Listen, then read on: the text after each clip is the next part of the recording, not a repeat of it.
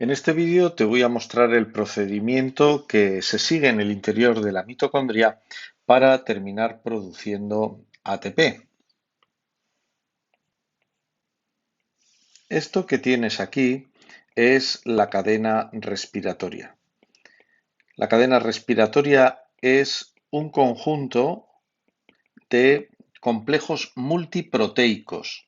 Esto significa que cada uno de ellos está formado por varias cadenas polipeptídicas y que además tienen grupos prostéticos, ¿vale? Esta sería la composición de cada uno de los complejos de la cadena respiratoria.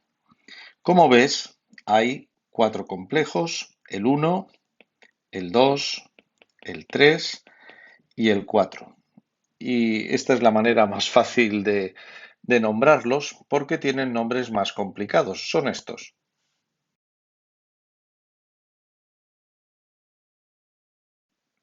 Y este último, que es la citocromo C oxidasa. Como puedes ver, el último aceptor de electrones de esta cadena respiratoria es el oxígeno, que tomando 2 protones del medio produce agua. Otro aspecto que tienes que tener en cuenta es la ordenación. Y este es el criterio. Esto significa que los primeros aceptores, por ejemplo la NADH oxidorreductasa o también se puede llamar deshidrogenasa, tiene un potencial de reducción más negativo, porque cuanto más negativo o menor, en términos teniendo en cuenta el signo, sea un compuesto, mayor capacidad de reducción tendrá. Es decir, tendrá mayor capacidad de dar electrones a otro, quedándose el oxidado. ¿Entendido? Bien, sobre todo esto de la oxidación y reducción, tienes también un vídeo que te ayuda a manejar bien los conceptos de reductor, reducido, oxidante y oxidado. ¿De acuerdo? Además, como puedes ver, tenemos la ubiquinona y tenemos también al citocromo C, que son, vamos a decir, transportadores móviles que difunden bien en la bicapa de la membrana interna de la mitocondria. Otro aspecto que debes tener muy en cuenta es que en el complejo 1, en el 3 y en el 4 se produce bombeo de protones al interior del espacio intermembranoso. Para que te hagas una idea, aquí estaría la matriz mitocondrial y esto sería el espacio intermembranoso. ¿De acuerdo? En consecuencia, y como puedes ver ya en esta imagen, fruto de este transporte electrónico se produce una acumulación de protones en este compartimento, en el espacio intermembranoso. Y esta situación de desequilibrio es energía acumulada que será utilizada por la ATP sintasa o complejo 5 para producir ATP.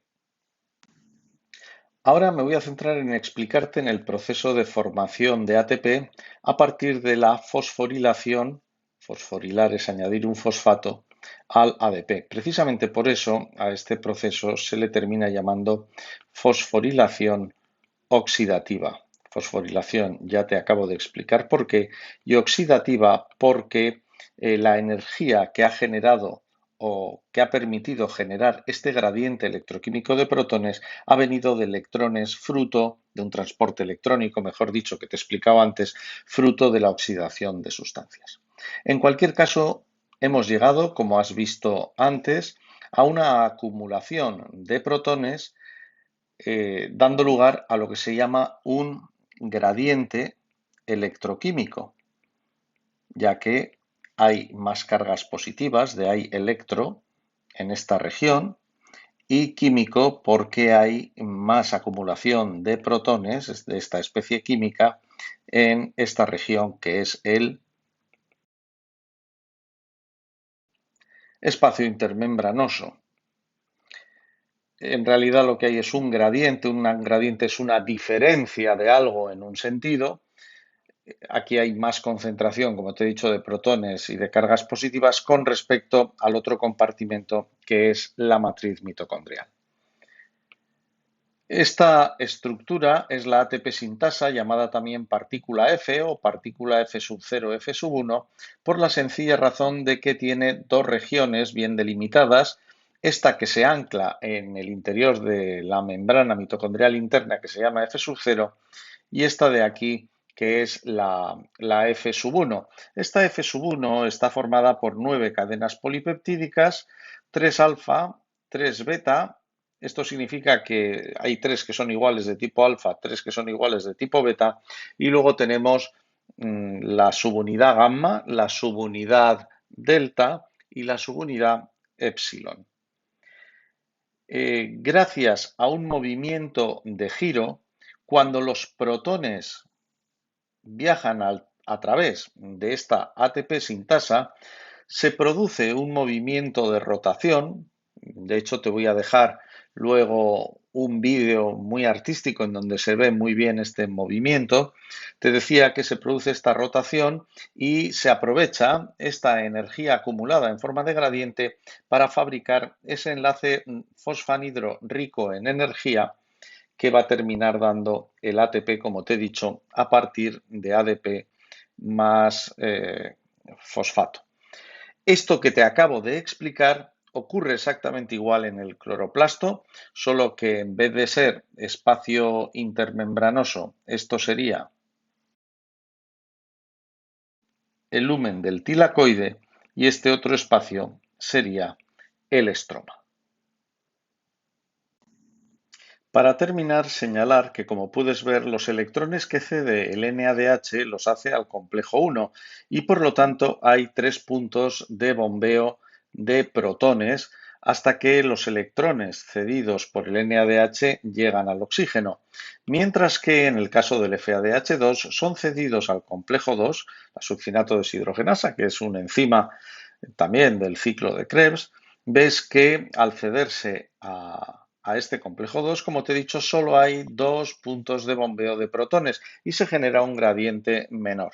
Este es el motivo por el cual se suele decir que por los electrones cedidos por el NADH más H se genera un gradiente electroquímico capaz de producir 2,5 ATPs, mientras que con los del FADH2 solo se puede llegar a producir 1,5 ATPs. Algunos profesores, yo creo que vamos, no es lo mejor, pero bueno, es válido.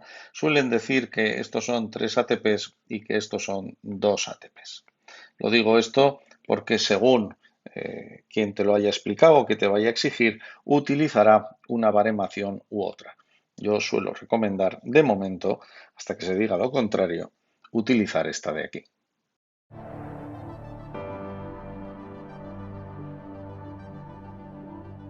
We are looking at the turning gamma subunit and the epsilon subunits, and there's the C-ring in the membrane. The F1 complex is outside of the membrane, while the F0 complex is embedded in the membrane.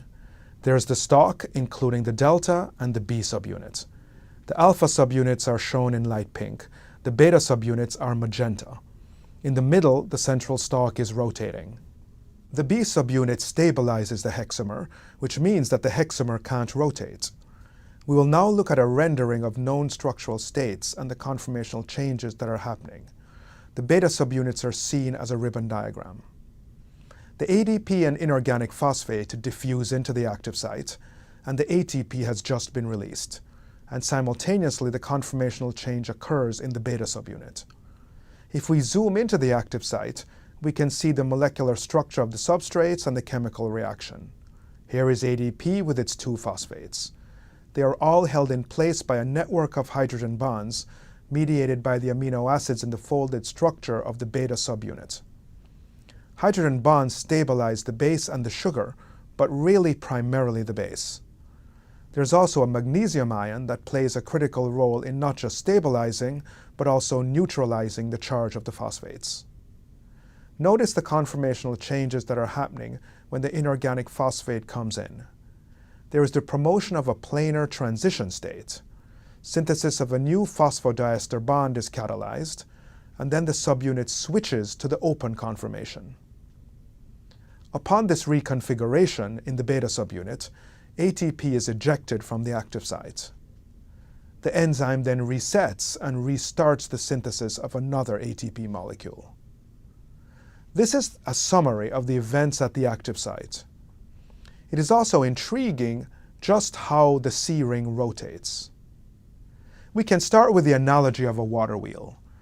We can easily grasp the idea of how a water wheel rotates. It's driven by the flow of water, allowing the wooden fins to go in a particular direction. Thus, the rotation happens in a specific direction. If the water was to flow in the opposite direction, you would see rotation of the water wheel in the opposite direction. Here we see the C-ring and the A subunit. We don't know the full structure of the A subunit, but we know that there's an access channel for protons on the A subunit right in the intermembrane space. And there's a separate egress channel for protons on the matrix side.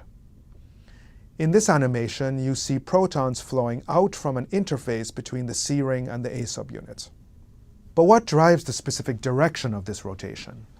For example, if we were looking down, it is always a counterclockwise rotation. Why and what drives that? On each of the C subunits within the C-ring, there is a proton binding site. Notice the high concentration of protons on the intermembrane side and their flow to the lower concentration on the matrix side. Protons load from the highly concentrated intermembrane side onto the C subunits, and they are released on the matrix side where the concentration of the protons is low. But why can't protons go around the other way as well? In principle, just as in the water wheel analogy, the C-ring should be able to rotate in either direction, shouldn't it? There are two interconnected reasons for this unidirectional movement. The amino acid side chains in C subunits would repel the bound proton, so that when a proton loads from the intermembrane side, the C-ring cannot rotate back in the opposite direction because it is energetically unfavorable. Rotating counterclockwise, on the other hand, is energetically favorable because there are no repulsive interactions. Remember, there's a concentration gradient that favors binding of protons on the intermembrane side and the release of protons on the matrix side. So in summary, the proton gradient determines the direction of the rotation, favoring movement in the counterclockwise direction of the C-ring. This avoids unfavorable interactions with the amino acid side chains of the C-ring.